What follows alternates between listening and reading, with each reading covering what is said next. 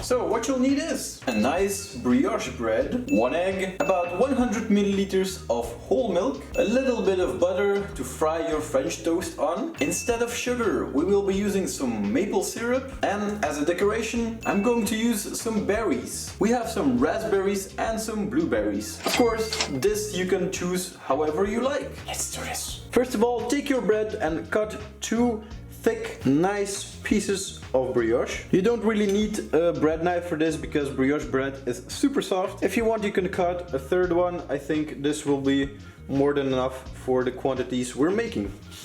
There we go. First we're going to prep our egg. Take a bowl and crack your egg in there. Then take a whisk or a fork and whisk your egg up.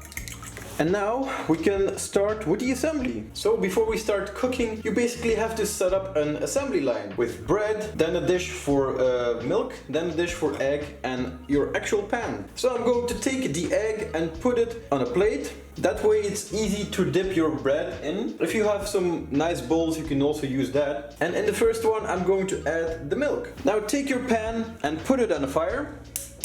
Put the fire on medium-low and add your butter.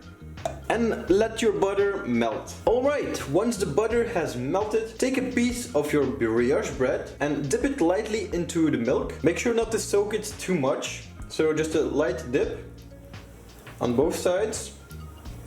Then soak it with the egg and then straight into the pan. And just repeat the process for the rest of your bread. And now just let it fry until it's nice and golden brown on each side. So once the French toast is nice and golden brown, take it out of the pan and put it on a plate. Alright, there we go. Put some fruit on top and finally take some maple syrup and sprinkle it on top.